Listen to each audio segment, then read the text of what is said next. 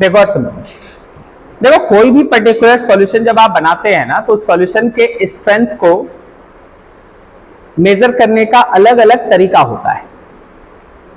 एक तरीका है मोलारिटी, जो तुमको ये बताता है कि किसी भी पर्टिकुलर सॉल्यूट का कितना मोल्स 1 लीटर सॉल्यूशन में मौजूद है।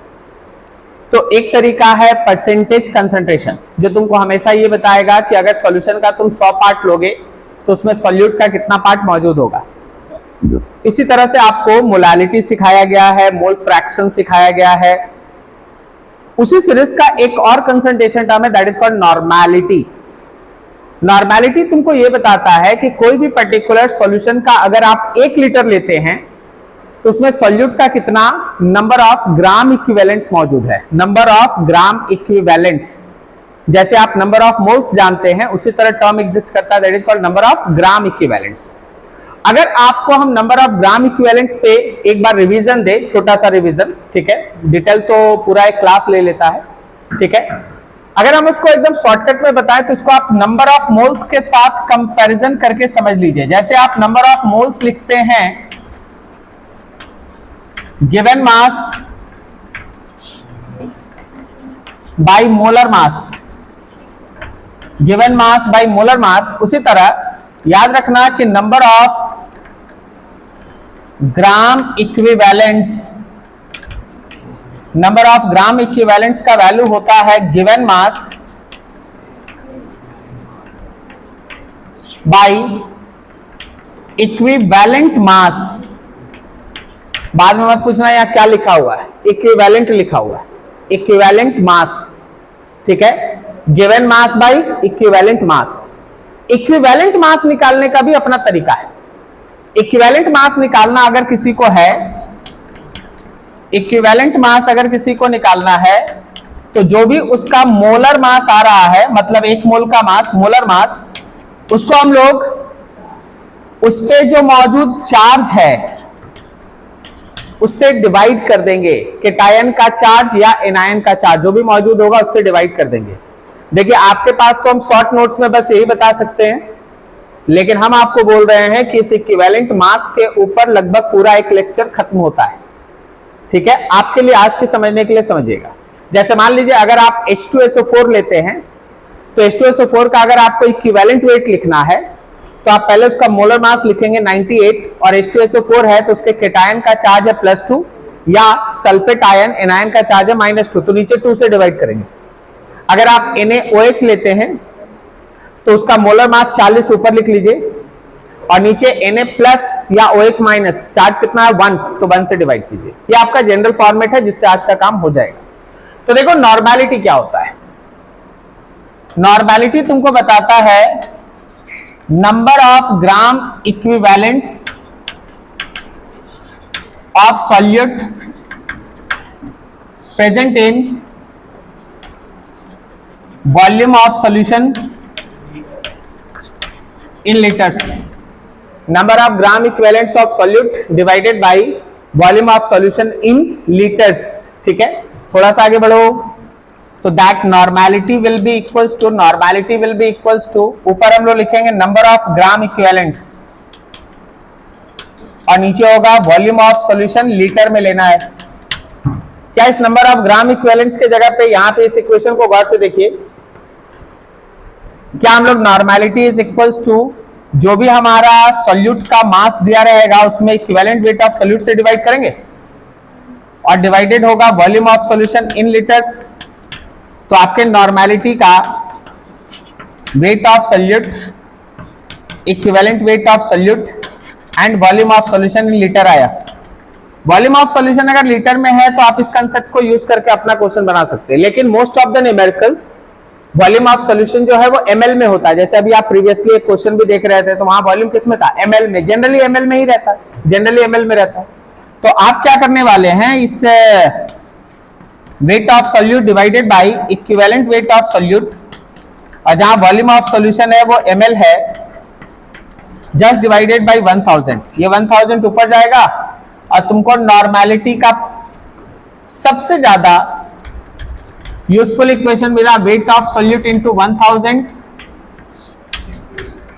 Equivalent weight of solute and volume of solution in ml, सबसे ज्यादा यूजफुल इक्वेशन है ये, और इसका यूनिट होता है, यहीं पे देख लो, ग्राम इक्विवेलेंट पर लीटर, ये इसका यूनिट है।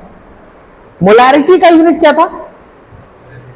Number of moles per litre. उसी तरह यहां पे है नंबर ऑफ ग्राम इक्विवेलेंट्स पर लीटर, ग्राम इक्विवेलेंट पर लीटर, ठीक है। अब देखो, जैसे मान लो तुम्हारे सामने एक क्वेश्चन है कि देखो भाई, आपके पास है 10% H2SO4 solution by volume, 10% H2SO4 solution by volume, then find its normality, आप उसका नॉर्मैलिटी निकालें। तो देखो, जैसे ही आपको 10% H2SO4 सॉल्यूशन बाय वॉल्यूम बोला जा रहा है, तो बाय वॉल्यूम के कांसेप्ट से आप क्या मीनिंग निकालते हैं उस 10% का, बताइए जरा।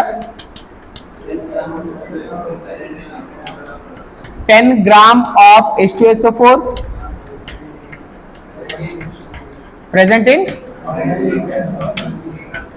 100 ml of solution, 100 ml of solution के अंदर 10 ग्राम H2SO4 मौजूद है। Weight of solute will be equals to 10 gram, volume of solution will be equals to 100 ml। अब अगर आपको नॉर्मैलिटी का फॉर्मूला दिमाग में रहेगा ना, तो आप मेंटली तैयार रहेंगे कि आपका आंसर आ जाएगा अगर आप ईबी निकाल ले, क्योंकि ये दोनों तो आपको मालूम हो गया, सही है। अब ईबी निकालने के लिए सबसे अच्छा है कि अभी इस इक्वेशन पे ध्यान दो। आप H2SO4 को अगर तोड़िएगा तो ये 2H+ देगा और एक सल्फेट देगा, सही है।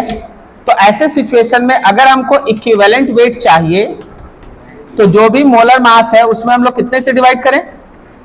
2 से। मोलर मास में कितने से डिवाइड करें? 2 से, क्योंकि इसका केटायन का चार्ज भी 2 है, एनायन भी 2 है। आपका मोलर मास H2SO4 का 98 डिवाइड करना है 2 से, दैट कम्स टू बी 49। अब आपके पास सारा इक्वेशंस है ना, जो रिक्वायरमेंट था डाटा का, वो आ गया है। तो आप नॉर्मैलिटी के लिए wait of solute into 1000 divided by equivalent weight of solute and volume of solution in ml को यूज करें। वेट ऑफ सॉल्यूट 10 ग्राम, यहां पे 1000, इक्विवेलेंट वेट में कितना आ गया? 49, and volume of solution 100। This is 100 by 49। आप इसको n से दिखा सकते हैं, या चाहे तो लिख सकते हैं ग्राम इक्विवेलेंट पर लीटर। n से दिखा सकते हैं या ग्राम इक्विवेलेंट पर लीटर आप लिख सकते हैं। समझ गए? देखिए, समझिए, एक चीज पे हमेशा फोकस रहिएगा, और वो है इक्विवेलेंट मास या इक्विवेलेंट वेट निकालने का। सबसे सिंपलेस्ट मेथड ये है, लेकिन बहुत सारा मेथड है, ठीक है। अभी अगर आप नॉर्मैलिटी समझते हैं तो बस ये देखिए कि कोई भी सॉल्यूशन के 1 लीटर में सॉल्यूट का कितना नंबर ऑफ ग्राम इक्विवेलेंट्स मौजूद होगा, उसको आप नॉर्मैलिटी कहते हैं। थोड़ा सा आगे बढ़ो, देखिए नॉर्मैलिटी में था number of gram equivalent of solute divided by volume of solution in litre. तो कभी भी अगर number of gram equivalent of solute लिखना पड़ जाए, तो हमेशा तैयार रहना कि normality into volume of solution litre से मल्टीप्लाई कर देंगे। आज ही एक न्यूमेरिकल में हम मोलारिटी के थ्रू नंबर ऑफ मोल्स लिखे, जो न्यूमेरिकल पूछे थे उसमें क्या किए थे हम लोग? Number of moles of AgNO3 लिखे ना, क्या किए थे उसमें? Molarity into volume. उसी तरह अगर किसी न्यूमेरिकल में हमको number of gram equivalent solute का चाहिए, तो normality into volume of solution in litre. समझ गए? अच्छा, अगर ये वॉल्यूम ऑफ सॉल्यूशन ml में ले ले तो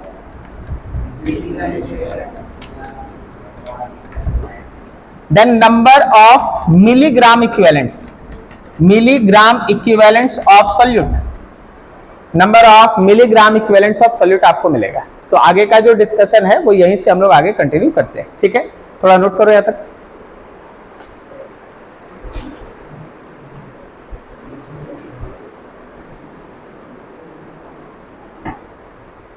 मान लीजिए आप बहुत सारे सॉल्यूशन को एक दूसरे के साथ मिक्स करते हैं। आपके पास 3 तरीका हो सकता है। पहला चीज ये है कि आप एसिड को एसिड के साथ मिक्सअप कर रहे हैं, दूसरा है कि बेस को बेस के साथ मिला रहे हैं, या तीसरा ये है कि आप एसिड और बेस को मिला रहे हैं। तो एक एक करके बारी बारी से देखो। सबसे पहला टर्म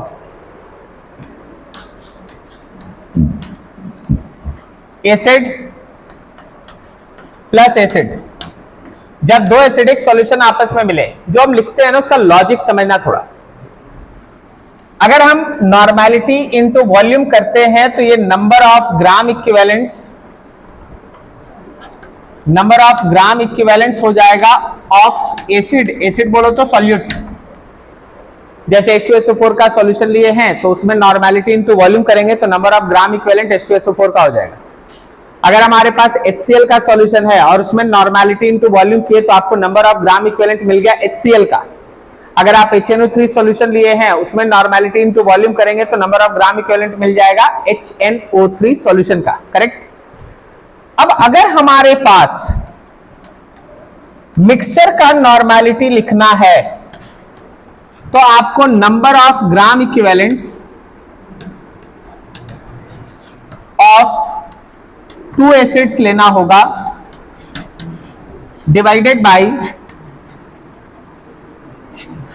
वॉल्यूम ऑफ सॉल्यूशन लेना होगा। नंबर ऑफ ग्राम इक्विवेलेंट्स लेना पड़ेगा दोनों एसिड का, और साथ में जो टोटल वॉल्यूम है सॉल्यूशन का उससे डिवाइड करो। तो जरा देखो यहां पे नंबर ऑफ ग्राम इक्विवेलेंट्स हमको दोनों एसिड्स का लेने के लिए क्या हम N1V1 और प्लस N2V2 करेंगे, और टोटल वॉल्यूम के लिए V1 प्लस V2 करेंगे। ये हमको नॉर्मेलिटी ऑफ मिक्सचर मिल जाएगा। सही, थोड़ा समझिएगा। अभी हमारा नेट सॉल्यूशन एसिडिक है या बेसिक? एसिडिक है। नेट सॉल्यूशन एसिडिक है, ध्यान से समझते जाना। नेट सॉल्यूशन एसिडिक है। आपका ये जो नॉर्मेलिटी आया है ना, वो सॉल्यूशन के अंदर का टोटल H+ आयन देगा। H+ आयन का कंसंट्रेशन देगा। स्क्वायर ब्रैकेट का मतलब होता है मोलैरिटी। अब आप कंफ्यूज हो सकते हैं, सर आप ऊपर ला रहे हैं नॉर्मेलिटी, नीचे बोल रहे हैं मोलैरिटी। समझा है ना? तो ऊपर है नॉर्मेलिटी, नीचे है मोलैरिटी। एकदम हम सही बता रहे हैं। जो हम बोल रहे हैं बस अभी समझना कि जो यहां से नॉर्मेलिटी आता है वो सॉल्यूशन में मौजूद टोटल H+ का मोलैरिटी होता है। मोलैरिटी का सिंबल होता है ये स्क्वायर ब्रैकेट। ठीक।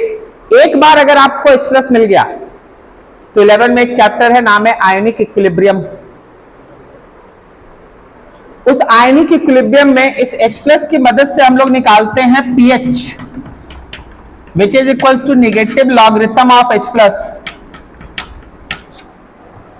which is equals to negative logarithm of H+। मतलब एक एसिड को दूसरे एसिड के साथ मिलाया गया, जो नया सॉल्यूशन बना उसका pH बताओ। तो तुमको उस नए सॉल्यूशन का सबसे पहले नॉर्मेलिटी पता करना है।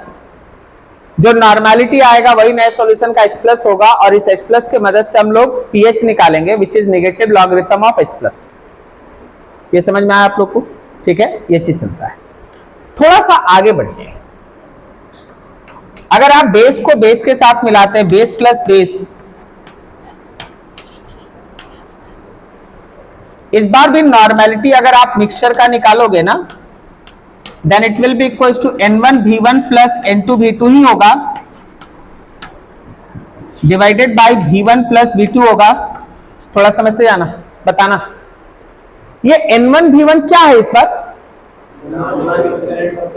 ग्राम equivalent of first base. N2V2 क्या है? Number of gram equivalents of second base, और नीचे V1 प्लस V2 तो ओवरऑल वॉल्यूम ऑफ सॉल्यूशन ये आएगा। इस बार जो आपका नॉर्मेलिटी आएगा that is molar concentration of OH minus. ये आपको OH माइनस का मोलर कंसंट्रेशन आएगा, और इस OH माइनस कंसंट्रेशन से अब तुम निकाल पाओगे POH, which is negative logarithm of OH minus. बाकी यहाँ का कैलकुलेशन जो है वो आगे आयनिक इक्विलिब्रियम का पोर्शन है। आयनिक इक्विलिब्रियम में बहुत डिटेल इसमें जाते हैं। Minus log OH minus is POH and minus log H plus is the pH। ठीक है, अच्छा, अगर मान लो एसिड और बेस को मिला दिए, एसिड और बेस को अगर आप मिला दिए भाई, तो सॉल्ट और वाटर बनता है। Very good. लेकिन वह तब बनता है जब पूरी तरह से न्यूट्रलाइजेशन हो जाए। अगर न्यूट्रलाइजेशन पूरा नहीं होगा तो कुछ एसिड या कुछ बेस बच जाएगा। ठीक है, हम लोग अभी पूरा न्यूट्रलाइजेशन का बात थोड़ी देर के बाद कर लेंगे। अभी ऐसे समझो कि एसिड का नंबर ऑफ ग्राम इक्विवेलेंट्स अगर निकालना है तो normality of acid into volume of acid करो। देखो, अगर हम तुमसे बोले कि NaVA करो तो ये तुमको देगा number of gram equivalents of acid, और अगर तुमको हम बोले नॉर्मेलिटी बेस का इंटू वॉल्यूम ऑफ बेस करो तो ये तुमको देगा number of gram equivalent of base. Correct है? जब आप ये दोनों मैथमेटिकल कैलकुलेशन करेंगे ना तो कंसेप्ट वाइज आप एक चीज देख पाएंगे कि यहां भी 3 कंडीशन आ सकता है। हो सकता है कि NaVA जो है वो NbVB से बड़ा है, या ये हो सकता है कि NaVA से NbVB बड़ा है, या ये हो सकता है कि दोनों बराबर है।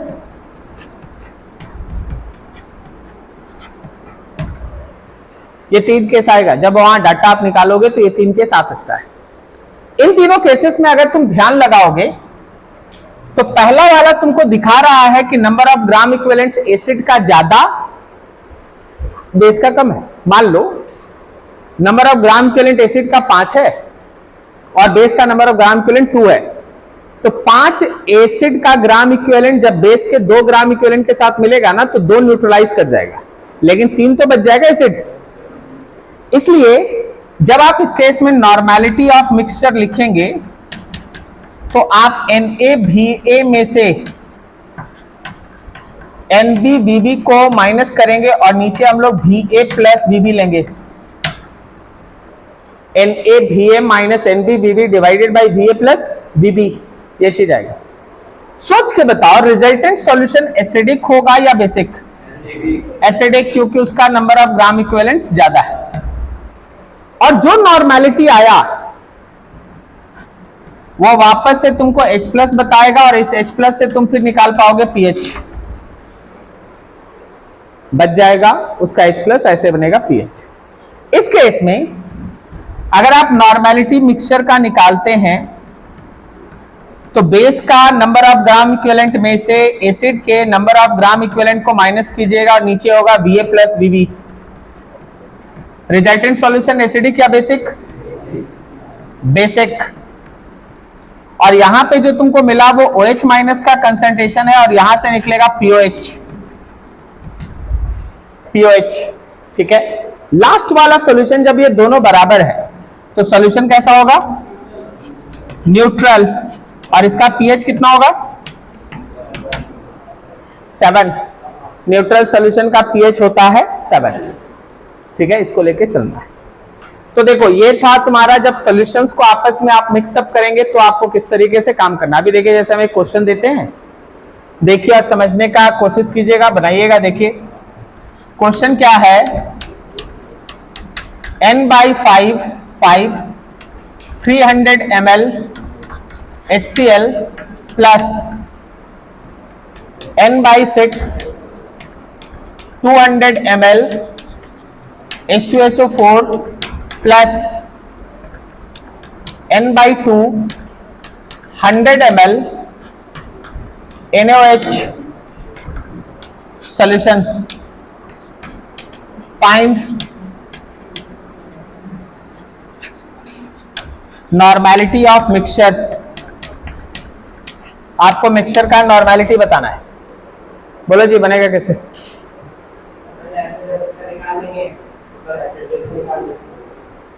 एक बार में ही बना सकते हो। N1V1 plus N2V2 minus N3V3। N1V1 is the number of gram equivalent of first acid, N2V2 is the number of gram equivalent of second acid, minus N3V3 is the number of gram equivalent of third base and divided by total का volume V1 plus V2 plus V3। एक बार में answer आ जाएगा। ठीक है, solve करो वहां तक।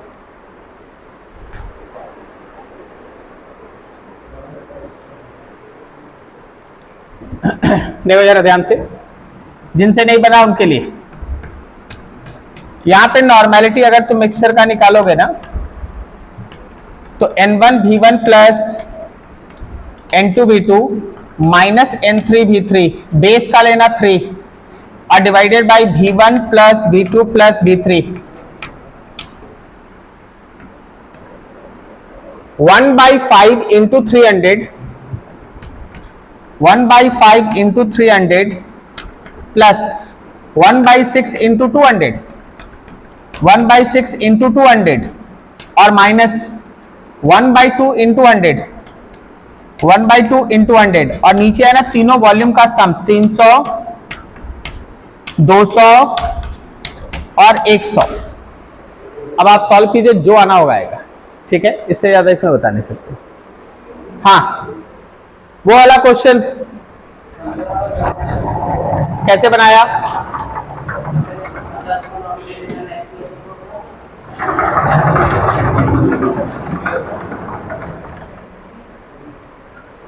देखिए, सबसे पहले इस क्वेश्चन को समझने का कोशिश करें कि इसका थीम क्या है। क्वेश्चन में लिखा है 70 ग्राम of H2SO4 is taken, 70 gram of H2SO4 is taken in 400 ml solution. तो वहां से पहले तुमको नॉर्मेलिटी मिलेगा उस सॉल्यूशन का। उस सॉल्यूशन का केवल 60 ml लिया गया। आगे आगे टाइट्रेशन जो हो रहा है, टाइट्रेशन एक वर्ड है जिसमें एसिड और बेस को आप मिलाते हैं। टाइट्रेशन दो तरह का होता है, एक है एसिड बेस्ड टाइट्रेशन और एक है रेडॉक्स टाइट्रेशन। तो एसिड बेस्ड टाइट्रेशन का मतलब होता है कि एसिड और बेस को मिला के सॉल्ट और वाटर बनाया जाता है, ठीक है। जब हमारे पास टाइट्रेशन में कंप्लीट टाइट्रेशन वर्ड आए, जैसे यहां पे मेंशन है कंप्लीट टाइट्रेशन के लिए, तो याद रखना कि जितना नंबर ऑफ ग्राम इक्विवेलेंट हमारे एसिड का होगा उतना ही नंबर ऑफ ग्राम इक्विवेलेंट हमारे बेस का भी होगा, ठीक है। तो देखो यहां बनाने का तरीका है कि सबसे पहले जो सॉल्यूशन आपका है नॉर्मेलिटी ऑफ सॉल्यूशन निकाल लें। Wait of solute into 1000, equivalent weight of solute and volume of solution in ml। थोड़ा समझना, क्या यहां पे हम लोग 70 1000 इक्विवेलेंट वेट H2SO4 कितना 49 और वॉल्यूम कितना लेना है 400।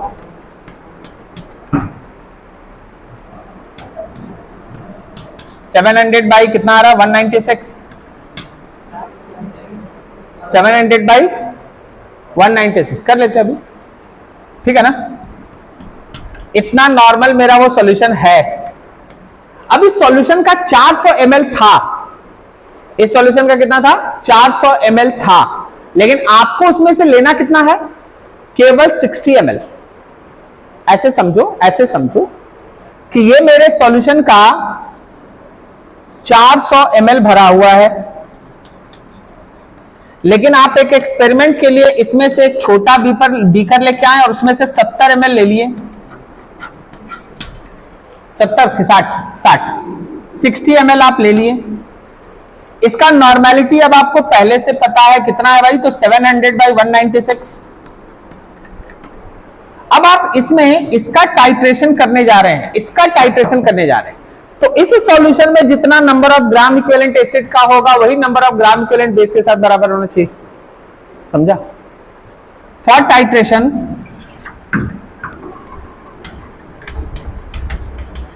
टाइट्रेशन के लिए number of gram equivalents of acid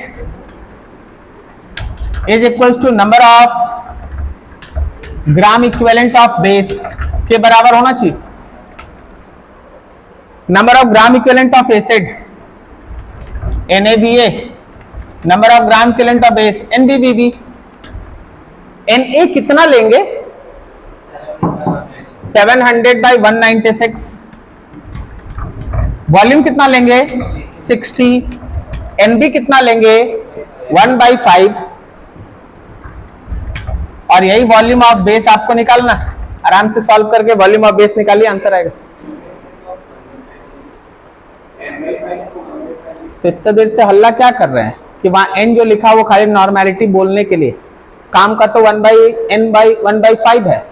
जैसे यहां नहीं बता रहे थे अभी कि n/5 n/6 का मतलब क्या है इसका? कितना? ठीक है, जो आया सही, जो आया सबसे। ये समझ में आया? अब यहां कैलकुलेशन कीजिए, अपना आंसर निकालिए। तो ये आ गया 700 into 60 into 5 by 196। This is volume of base required. ये आपके बेस का वॉल्यूम है जो जरूरत का है। समझ पा रहे हो? अगला क्वेश्चन, अगला क्वेश्चन, क्वेश्चन ये है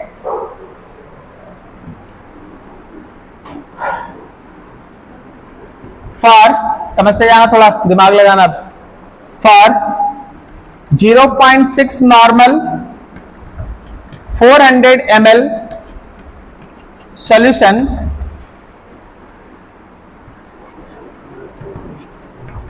which is diluted up to 1000 ml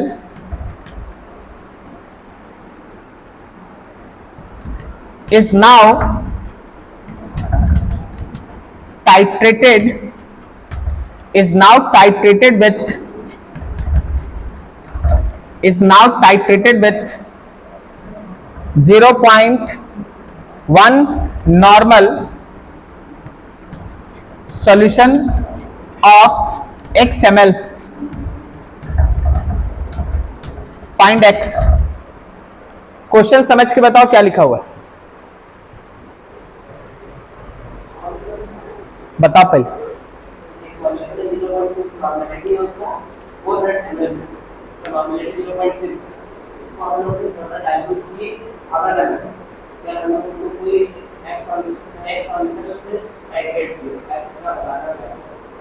बनाओ।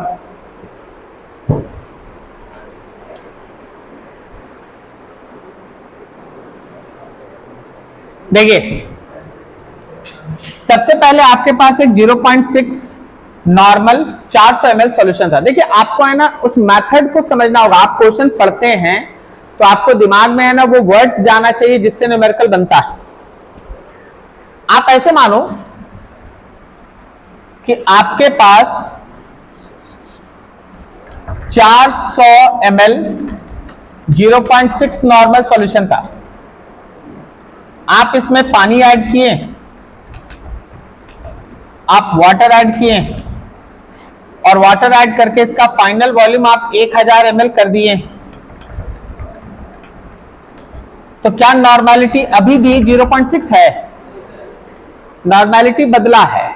अगर आप इस कंसेप्ट को देखें तो इसको कहते हैं डाइल्यूशन। हम लोग डाइल्यूशन आप ऐसे समझ सकते हैं, यहां से यहां तक में क्या नहीं बदला है? Number of gram equivalents of solute वो नहीं बदला है। पानी के ऐड करने से सॉल्यूट के नंबर में थोड़ी ना बदलाव होगा, वो तो जितना पहले था उतना बाद में।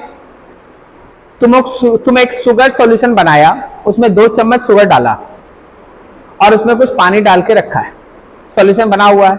अगर तुम उसमें 1 ग्लास और पानी मिला लेगा तो क्या शुगर का जो number of moles, number of gram equivalents जो है, क्या उसमें बदलाव हो जाएगा? कि पानी में बदलाव होगा, सॉल्यूशन के वॉल्यूम में बदलाव होगा, नॉर्मेलिटी में बदलाव होगा, मोलारिटी में बदलाव होगा, लेकिन नंबर ऑफ ग्राम इक्विवेलेंट्स में कभी बदलाव नहीं होगा। मतलब आप ये समझिए कि यहां पे जो N1 V1 है, अगर आप चाहेंगे तो N2 V2 से इक्वेट कर सकते हैं। सही, आप लिख सकते हैं 0.6 इंटू 400, ये नया नॉर्मेलिटी, और वॉल्यूम को नीचे भेज दो 1000, तो आपका 0. कितना आ गया था? 0.24। 0.24 इज द न्यू नॉर्मेलिटी।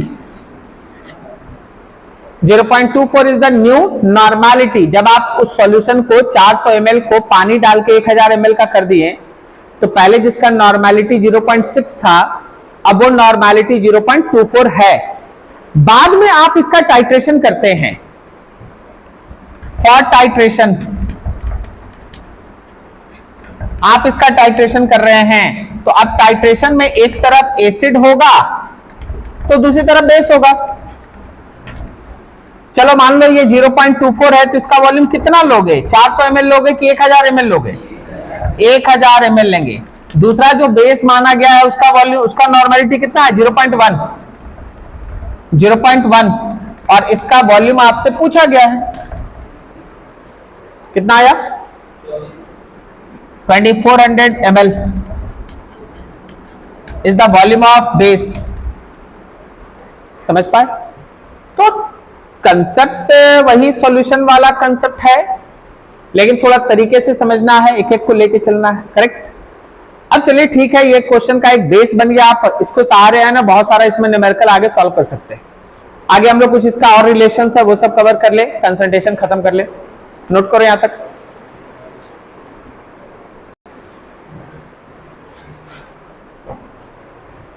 देखिए कंसंट्रेशन टर्म में मोलारिटी, नॉर्मेलिटी, अभी मोलालिटी, मोल फ्रैक्शन और परसेंटेज, इतना अभी तक आपका कवर है।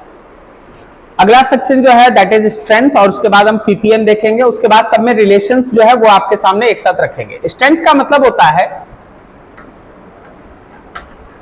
Weight of solute, wait of solute in gram present in volume of solution in litres. कोई भी पर्टिकुलर सॉल्यूशन जब आप बनाते हैं, कोई भी सॉल्यूशन जब आप बनाते हैं तो आप ये देखें कि सॉल्यूशन के 1 लीटर में सॉल्यूट का कितना ग्राम्स मौजूद है। सॉल्यूशन के 1 लीटर में सॉल्यूट का कितना ग्राम्स मौजूद है। जितना सॉल्यूट का ग्राम्स मौजूद हो, जितना सॉल्यूट का मास मौजूद हो पर लीटर ऑफ सॉल्यूशन, उसको स्ट्रेंथ कहते हैं। So strength of solution will be equals to weight of solute in gram and volume of solution in liter। Unit होता है ग्राम पर लीटर। तो देखो जैसे एक छोटा सा क्वेश्चन यहां दे रहे हैं, जरा सोच समझ के बताइएगा, सोच समझ के बताइएगा। For 0.4 molal H2SO4 solution, find its strength।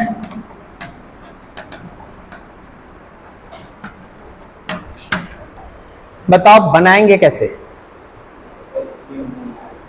हाँ मोलालिटी, हाँ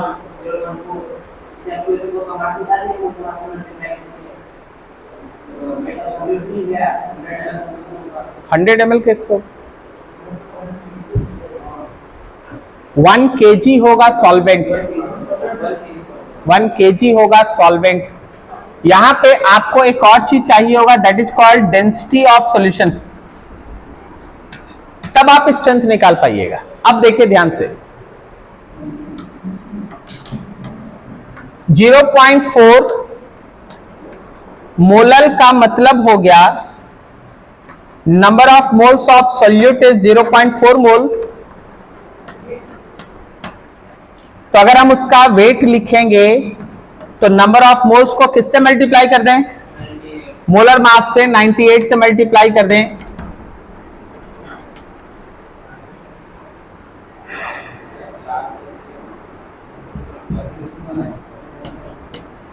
इतना ना 39.2 gram, 39.2 gram, this is weight of solute. अच्छा, जब आप मोलालिटी बोलते हैं तो आप किसके रिस्पेक्ट में बात करते हैं? आप सॉल्वेंट के पर केजी के रिस्पेक्ट में बात करते हैं, मतलब 1 केजी सॉल्वेंट में कितना सॉल्यूट मौजूद है। तो इनडायरेक्टली तुम समझो तो तुमको सॉल्यूट का वजन मालूम है 1 केजी। जब आप इन दोनों को ऐड कीजिएगा तो आपको वेट ऑफ सॉल्यूशन मिल जाएगा, wait of solute and weight of solvent. तो ये आपका हो गया 1039.2 इतना ग्राम। क्वेश्चन में तुमको डेंसिटी ऑफ सॉल्यूशन मेंशन है 1.2 ग्राम पर ml। तो क्या हम लोग वॉल्यूम ऑफ सॉल्यूशन लिख सकते हैं? वॉल्यूम ऑफ सॉल्यूशन लिख सकते हैं weight of solution by density of solution. Weight है 1039.2 और डेंसिटी है 1.2, इतना ml आ गया ना। बस आप करें क्या कि आपका जो वॉल्यूम ऑफ सॉल्यूशन है उसको लीटर में बदल दीजिए। मतलब जो आया 1039.2 बाई 1.2 जस्ट मल्टीप्लाइड विथ 100, ये लीटर आ गया। अब आप स्ट्रेंथ का फॉर्मूला देखिए ध्यान से। स्ट्रेंथ में बोला गया है कि वेट ऑफ सॉल्यूट लीजिए और वॉल्यूम ऑफ सॉल्यूशन जो लीटर उससे डिवाइड कीजिए। वेट ऑफ सॉल्यूट में कितना लेंगे 39.2 और volume of solution in litre में कितना लेंगे, ये वाला जो आइटम, दोनों को डिवाइड कीजिएगा आपका आंसर आएगा। Therefore strength will be equals to weight of solute by volume of solution in liters। weight of solute है 39.2 और वॉल्यूम ऑफ सॉल्यूशन में आ गया 1039.2 डिवाइडेड बाय 1.2 इंटू 1000। आराम से सॉल्व कर लो, जो आएगा उसका यूनिट होगा ग्राम पर लीटर। यह है स्ट्रेंथ। समझ पाए? स्ट्रेंथ का मतलब क्या है? स्ट्रेंथ का मतलब है कि किसी भी सॉल्यूट का कितना ग्राम 1 लीटर सॉल्यूशन में मौजूद है। एक ऐसे ही बात पूछते हैं, सोच के बता देना, केवल सुन के आंसर है। 500 ml सॉल्यूशन में शुगर का 15 ग्राम मौजूद है। 500 ml सॉल्यूशन में शुगर का 15 ग्राम मौजूद है, तो उसका स्ट्रेंथ कितना है? 30 ग्राम पर लीटर। 500 में 15 ग्राम मौजूद है तो 1000 में 30 ग्राम मौजूद है। ठीक है, तो ये लॉजिक जब आप डेवलप कर लीजिएगा ना, तो ये सब चीज आपका आराम से बनता है। क्लियर है? थोड़ा आगे आओ, रिलेशंस देखो।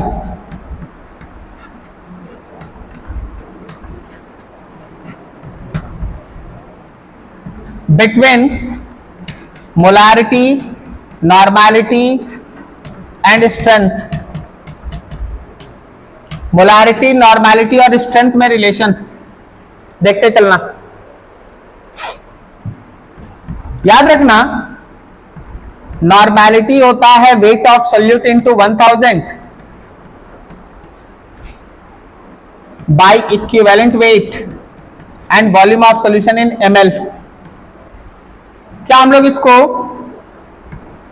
वेट ऑफ सॉल्यूट इनटू 1000,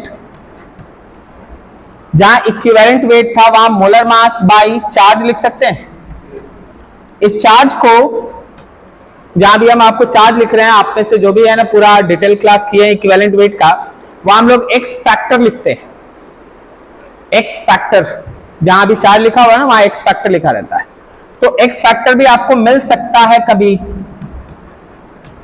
अब इस चार्ज को ऊपर उठा के ले जाओ, तो तुमको मिला normality is equals to weight of solute into 1000 molar mass of solute, volume of solution in ml multiplied with charge. देख के बताओ, देख के। नॉर्मेलिटी इज इक्वल्स टू यहां से लेके यहां तक का टर्म क्या है? Molarity into charge. तो आप अगर आराम से यहां पे देखेंगे ना चीजों को, तो याद रखिएगा normality is equals to molarity into charge. इसलिए बहुत बार ऐसा होगा कि आपको नॉर्मेलिटी या मोलारिटी में से कोई एक अगर पता है तो ऐसा माना जाता है कि दूसरा भी मालूम है। जैसे आप कुछ देखें, एग्जांपल देखें। यहां पे हम सॉल्यूट लिख रहे हैं,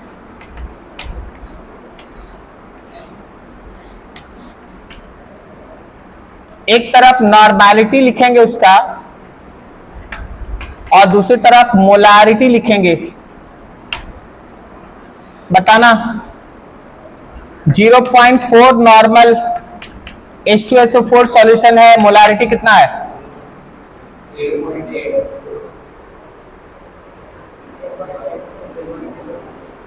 0.2। समझाइए उसको। अरे मोलारिटी निकालना है तो नॉर्मेलिटी में चार्ज से डिवाइड ना करेगा, लगने से क्या होगा तुम्हारे? NaOH 0.6 m, 0.6 m, H3PO4 0.6 m, 1.8। H3PO4 में 3 हाइड्रोजन निकलता है H प्लस की तरफ, तो 3 से मल्टीप्लाई 1.8।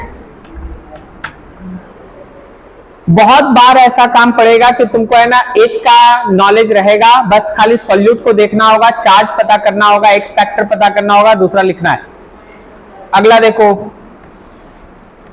अगला देखो लास्ट खत्म करें इसमें। मान लो हम लोग के पास CaCO3 है और उसका नॉर्मेलिटी है 0.6, मोलारिटी कितना है 0.3, क्योंकि इसका चार्ज 2 है, नॉर्मेलिटी में चार्ज 2 से डिवाइड करोगे मोलारिटी आएगा, तो ऐसे चेंज होता है। क्लियर है? नोट कीजिए यहां तक।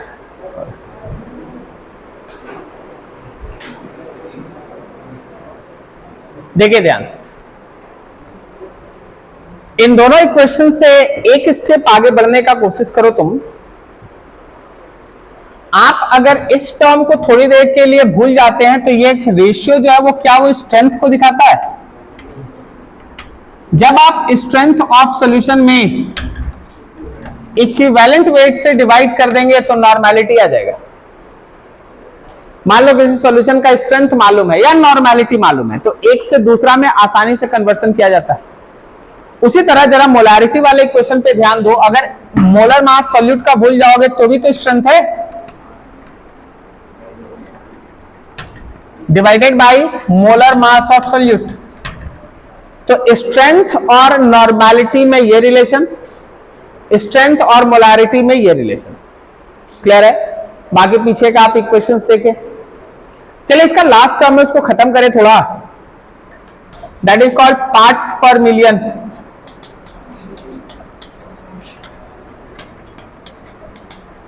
पार्ट्स पर मिलियन, आप इसको शॉर्ट फॉर्म में पीपीएम कहते हैं।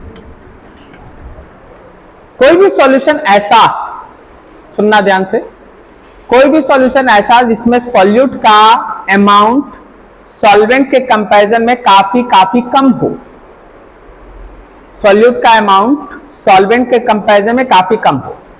जैसे इस रूम में तुम जब सांस ले रहे हो तो नाइट्रोजन गैस भी है, ऑक्सीजन गैस भी है, तो इस रूम में कुछ पॉइजनस गैसेस भी है, लेकिन उन पॉइजनस गैसेस का जो अमाउंट है वो नाइट्रोजन, ऑक्सीजन और बाकी सब कंटेंट के कंपैरिजन में काफी कम है।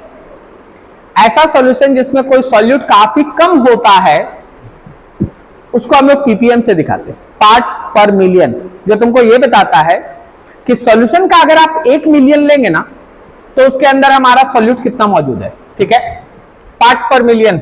Source how many parts of solute is present in 10 to the power 6, मतलब 1 मिलियन पार्ट ऑफ सॉल्यूशन।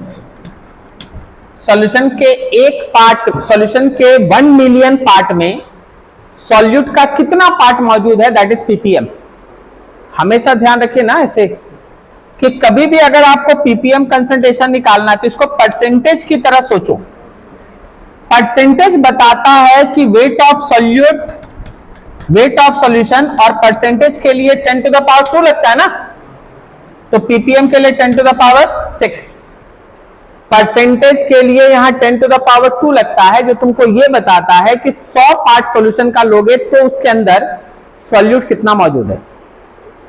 जैसे जब आप बोलते हैं 6% सॉल्यूशन, तो इसका मतलब होता है कि अगर आप सॉल्यूशन का 100 पार्ट लोगे तो उसमें सॉल्यूट 6 पार्ट मौजूद है।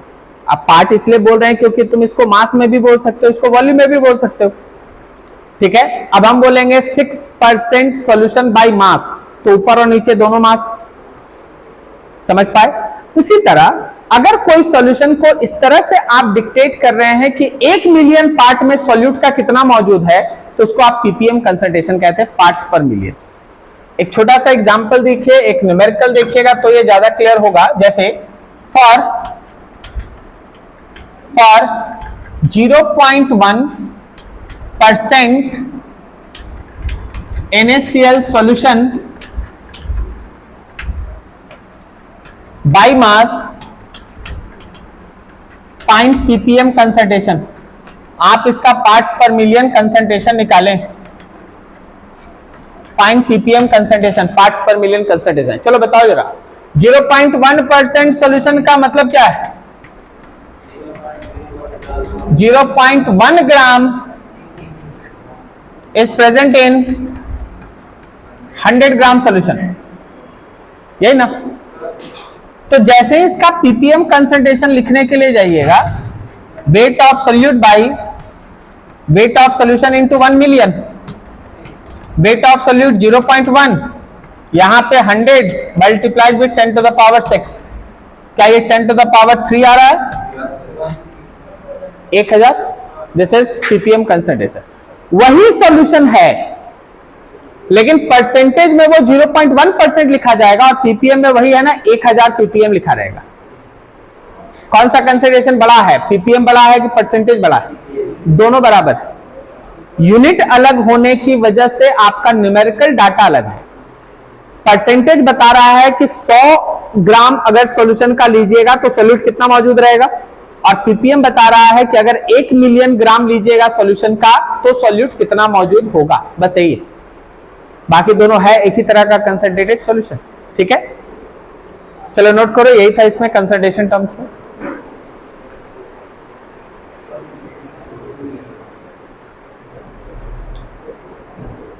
देखिए थोड़ा कंसंट्रेशन ऑफ आयंस।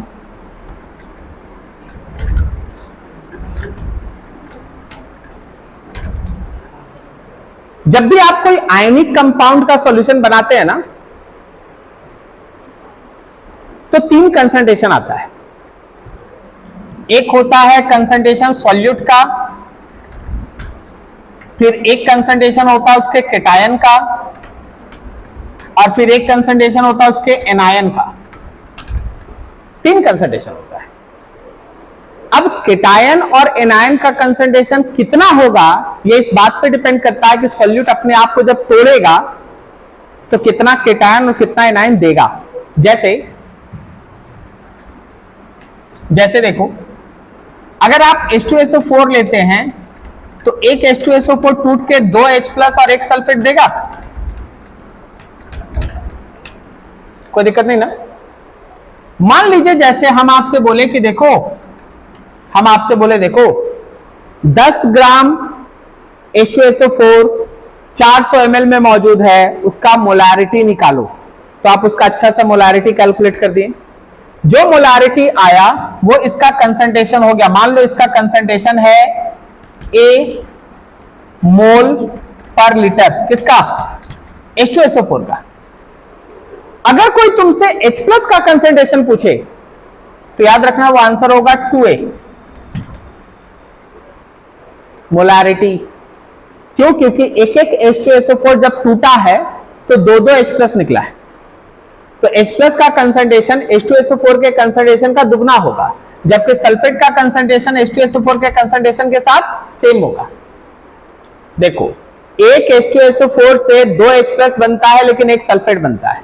तो अगर H2SO4 का कंसंट्रेशन आप निकाल लिए और आपसे कोई H+ का कंसंट्रेशन पूछ रहा है तो दुगना कर दीजिए, और अगर कोई सल्फेट का कंसंट्रेशन पूछ रहा है तो सेम लिखिए। अगला देख के बताइएगा। हमारे पास CaCl2 है और इसका कंसंट्रेशन है B। तो बताओ केटायन कैल्शियम +2 आयन का कंसंट्रेशन कितना है? B ही होगा, और एनायन होगा 2B। कारण इसके तोड़ने का मेथड समझो, एक कैल्शियम और 2 क्लोराइड बनेगा।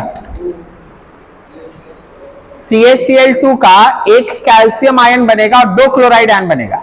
तो CaCl2 का जितना भी कंसंट्रेशन है, कैल्शियम का कंसंट्रेशन वही होगा, लेकिन क्लोराइड का कंसंट्रेशन उसका दुगना होगा।